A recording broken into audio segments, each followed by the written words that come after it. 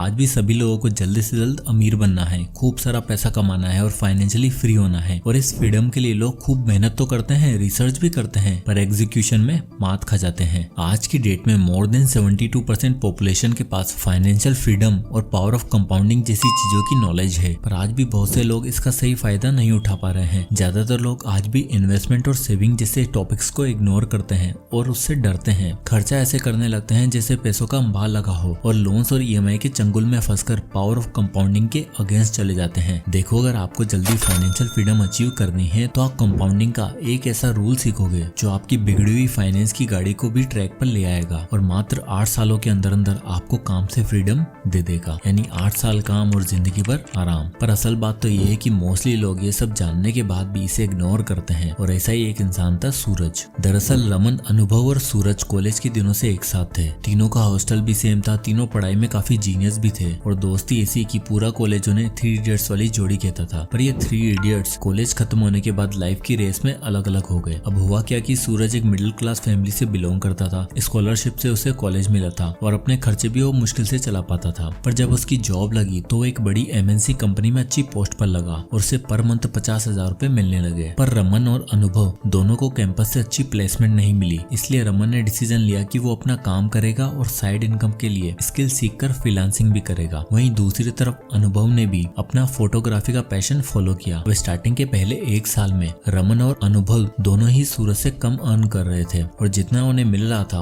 उनमें से पैसा बचाकर वो थोड़ा बहुत इन्वेस्ट भी करते थे ताकि वो मार्केट को समझ पाए और वेल्थ भी बना पाए। कहीं ना कहीं अनुभव और रमन ये जानते थे कि सिर्फ एक सोर्स ऑफ इनकम से तो काम नहीं होने वाला है और न ही जिंदगी भर हम नौकरी या कोई काम कर पाएंगे। इसलिए बजट बनाकर चलना और इन्वेस्टमेंट के रूप में एक ऐसा इनकम सोर्स बिल्ड करना होगा जो लाइफ टाइम के लिए हमेशा कैश इनफ्लो देता रहे। पर सूरज का ऐसा कोई ख्याल नहीं था। 50,000 पर मंथ की इनकम जिस इंसान को मिल जाए वो तो चाहेगा ना कि क्यों ना एक बार खुल के जिया जाए, और सूरज ने बिल्कुल वैसा ही किया। तो सूरज बचपन से ही 5 फैमिली मेंबर्स के साथ एक छोटे से घर में रहता था। उसके बाद कॉलेज में भी 3 लोगों के साथ एक कमरा शेयर करना पड़ता था। पर अब जब उसकी अच्छी नौकरी लग चुकी थी तो उसने डिसाइड किया कि क्यों ना अपना खुद का एक फ्लैट ले लिया जाए। सबसे पहले सूरज ने अपने ऑफिस के पास वाला अपार्टमेंट में 15,000 रुपए पर मंथ पर एक रेंट पर अपार्टमेंट ले लिया। 1 BHK अपार्टमेंट जिसमें सूरज अकेला खुल के रहता था। जहाँ एक तरफ रमन और अनुभव पैसा बचाकर इन्वेस्टमेंट के पक्ष में थे, वहीं सूरज का मानना था कि यार एक ही तो जिंदगी मिली है, खाओ पियो ऐश करो, बात की बात में देखी जाएगी। तो अब खर्चों का सिलसिला शुरू हो ही चुका था। तो सूरज ने डिसाइड किया कि अब 1 साल हो गया है, सैलरी में इंक्रीमेंट भी मिला है, तो क्यों ना अपनी गाड़ी ले ली जाए। सूरज ने 10 लाख की एक कॉम्पैक्ट SUV खरीद ली। अब आप यहाँ देख ही सकते हो कि 10 लाख की गाड़ी लेने पर मंथ 20,000 तक की EMI देना पड़ेगा। सूरज ने कहा 50,000 की इन हैंड सैलरी है, 20,000 EMI में चली जाएगी तो क्या दिक्कत है। यानी अब उसका 15,000 रेंट पर और 20,000 कार की EMI में मिलाकर 35,000 का मंथली खर्चा फिक्स हो चुका था। पर फिर भी उसके माथे पर एक टेंशन की लकीर तक नहीं थी, क्योंकि वो लाइफ को एंजॉय कर रहा था। पार्टी करना, गैजेट्स खरीदना, अप टू डेट रहना उसकी फितरत बन चुकी थी। धीरे धीरे समय बीता और 5 साल गुजर जाते हैं। इसी बीच सूरज की सैलरी 80-90 हजार के आसपास हो चुकी थी और वो उतना ही खर्चीला बन जाता है। इसी बीच में रमन और अनुभव की भी याद आती है, तो दोनों को कॉल करता है और एक फेमस कॉफी शॉप पर बुलाता है। 5 साल बाद फिर से तीनों 3 इडियट्स मिलते हैं। पुरानी कॉलेज की बातें, लाइफ की बातें हुई और इसी बीच सूरज ने पूछ लिया कि भाई तुम दोनों की फाइनेंशियल लाइफ कैसी चल रही है, सैलरी वगैरह सब सही है ना, घर गाड़ी ली या फिर नहीं। इस पर रमन ने बताया कि भाई सब बढ़िया चल रहा है, मैं आजकल फ्रीलांसिंग और एक ऑनलाइन बिजनेस कर रहा हूँ जिससे मुझे महीने का आराम से 70,000 रुपए मिल जाता है। और बात रही घर और गाड़ी की, तो भाई घर तो पहले से ही था और गाड़ी का यार मुझे कोई ऐसा शौक नहीं है, नॉर्मली गाड़ी रखी है जिसमें सबको कंफर्ट मिल जाए। बाकी थोड़ा बहुत पैसा बचाकर हर महीने इन्वेस्ट भी कर लेता हूँ और साथ साथ में रिटायरमेंट प्लानिंग भी चल रही है। इन्वेस्ट? सूरज उससे पूछता है भाई तुम इन्वेस्ट भी कर लेते हो, कितना इन्वेस्ट करते हो और कोई फायदा हुआ इन्वेस्टमेंट करने से? भाई मैंने तो एक बार क्रिप्टो कॉइन में इन्वेस्ट किया था, मेरा सारा पैसा डूब गया। तब से ये स्टॉक मार्केट, क्रिप्टो वगैरह पर मेरा विश्वास ही नहीं है, इसलिए अपना सारा पैसा खर्च कर देता हूँ और उससे खुशियां खरीदता हूँ। इसी बीच सूरज अनुभव को टोकते हुए कहता है कि तुम्हारे क्या हाल है भाई, फोटो वगैरह सही चल रहा है? इस पर अनुभव हंसते हुए जवाब देता है हाँ भाई बढ़िया चल रहा है, स्टार्टिंग का पहला साल काफी स्ट्रगल करना पड़ा, पर अब एक स्पोर्ट्स कंपनी में स्टेबल जॉब लग गई है, महीने का 80,000 तक आ जाता है। और अब मेरी इंस्टा प्रोफाइल पर भी इतने फॉलोवर हो गए हैं कि कॉर्पोरेट इवेंट्स की गिग भी कर लेता हूँ, 25-30 हजार रुपए एक्स्ट्रा तो वहां से आ जाते हैं। इतना सुन के पहले तो सूरज को हजम नहीं हुआ, फिर बाद में उसने अनुभव से भी सेम सवाल पूछा कि भाई पैसा रुपया तो कमा लिया, पर घर गाड़ी अच्छी लाइफस्टाइल है कि नहीं? इस पर अनुभव ने बताया कि भाई धीरे धीरे सब होगा, और तो और अगले 8-10 सालों में मैं रिटायरमेंट भी लेने वाला हूँ। इस पर सूरज ने पूछा भाई इतना पैसा कहाँ से आ रहा है और रिटायरमेंट के बाद तो सैलरी भी नहीं मिलेगी, मजाक कर रहा है क्या? सूरज की इस बात पर अनुभव उसे बताता है कि भाई मैं स्टार्टिंग से ही इन्वेस्ट कर रहा हूँ और मैंने कंपाउंडिंग का 843 रूल सीखा है जो मुझे अर्ली रिटायरमेंट लेने में मदद करेगा। अभी सुनकर सूरज को थोड़ा शौक लगा। वो कहता है भाई तुम लोग कमा लो यार, तुम्हारी जब इनकम 25-30 हजार थी ना, तुम तब भी पैसा बचा लेते थे और अब भी बचा लेते हो। मेरी तो 50,000 रुपए की जब जॉब थी तब भी कुछ नहीं बचता था और आज 90,000 हो गई है तब भी कुछ नहीं बचता। मेरे ख्याल से तो ये सेविंग वगैरह तुम तभी कर सकते हो जब तुम अपना सारे जरूरी खर्चे पर ब्रेक लगा दो और सिर्फ खाना खाओ और सेव करो। इस पर रमन ने उसे समझाया कि भाई ऐसा नहीं है, दरअसल मैं अपनी सेविंग के लिए शुरू से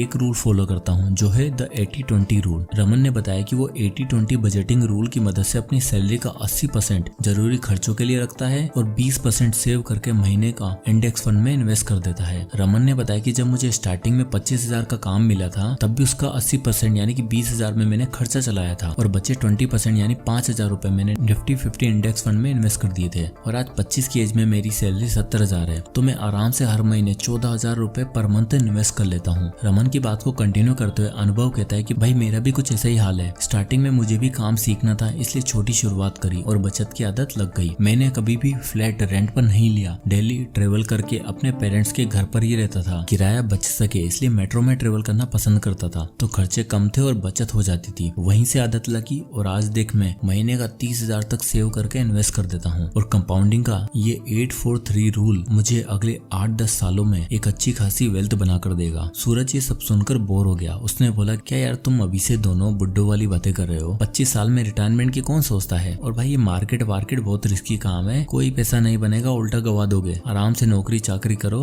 और मेरी तरफ लाइफ एंजॉय करो यार। इस पर अनुभव को बहुत बुरा लगा और उसने बोला कि यार जो तू अभी इतना बोल रहा है ना, एक काम करते हैं कुछ सालों बाद मिलते हैं फिर देखते हैं क्या होता है। सूरज बिल पे करता है और तीनों दोस्त बाहर निकल जाते हैं और फिर सब अपनी अपनी लाइफ में सेटल हो जाते हैं और देखते देखते 8 साल निकल जाते हैं। सबकी शादी हो जाती है और सूरज अब ले लेता है एक नया घर, 60 लाख का एक 2 BHK अपार्टमेंट। और ये अपार्टमेंट वो और उसकी वाइफ मिलकर EMI पर लेते हैं। और अब आप देख ही सकते हो कि 50 लाख के लोन पर लगभग 45,000 पर मंथ की EMI पे करनी पड़ेगी। अब सूरज और उसकी वाइफ दोनों पैसा कमाते थे तो उन्होंने डिसाइड किया कि ये घर ले लिया जाए। पर जिस हिसाब से सूरज के खर्चे थे उसके और उसकी वाइफ का 1.5 लाख की इनकम होने के बावजूद उसके पास कुछ नहीं बचता था। अब सूरज की हाउस वार्मिंग पार्टी पर रमन और अनुभव दोनों आते हैं। फिर से एक बार इनकम डिस्कस होती है तो इस बार रमन बताता है कि भाई इन 8 सालों में मैंने 14,000 रुपए मंथली इन्वेस्ट किया है और आज मेरे पास 12% रिटर्न के हिसाब से 22 लाख की वेल्थ बन चुकी है। वहीं अनुभव ने बताया कि भाई इन 8 सालों में मैंने 30,000 पर मंथ इन्वेस्ट किया और हर साल 10% का स्टेप अप भी किया और आज 8 साल बाद मेरे पास 12% के हिसाब से लगभग 63 लाख रुपए की वेल्थ बन चुकी है। ये सब सुनकर सूरज हैरान रह गया। उसने सोचा कि यार हर महीने मैं 45,000 रुपए फिक्स्ड खर्चा करता हूँ और मेरे पास फिर भी रिटायरमेंट के नाम पर एक फूटी कोड़ी नहीं है। वहीं ये दोनों 14 और 30,000 का इन्वेस्टमेंट में 23 और 60 लाख के मालिक हैं। अब जाकर उसे एहसास हुआ कि वो कितनी बड़ी गलती कर रहा था और इसलिए वो अनुभव से पूछता है कि भाई जरा वो बताइए वो 843 रूल के बारे में क्या था। इस पर अनुभव बोलता है कि भाई 4 साल और रुक जा, तुझे अपने आप पता चल जाएगा कि पावर ऑफ कंपाउंडिंग क्या होती है। सूरज ने कहा भाई मुझसे बहुत बड़ी गलती हो गई, मैंने लाइफ को कभी सीरियसली नहीं लिया। अब अगले 20 साल तक मेरे सर पर ये कर्जा तांडव करेगा और मुझे 60 की उम्र तक काम नहीं करना। उल्टा आजकल जॉब सिक्योरिटी का भी कोई भरोसा नहीं है। हमारे ऑफिस में 23 साल से काम कर रहे वर्मा जी को अप्रेजल के time we no longer need your services बोलकर निकाल दिया। बता यार ये तो हाल है हमारे नौकरी की दुनिया का। इसलिए मुझे अब लग रहा है कि मुझे भी तुम दोनों की तरह इन्वेस्टिंग करनी चाहिए थी और रिटायरमेंट प्लानिंग के लिए कुछ फंड्स बनाकर रखने चाहिए थे। ये सब सुनकर अनुभव सूरज को अपना पोर्टफोलियो दिखाता है और उसे एक कैलकुलेशन की मदद से समझाता है। तो ये 843 रूल कहता है अगर तुम्हें जल्दी रिटायर होना है तो तुम्हें सबसे पहले अपना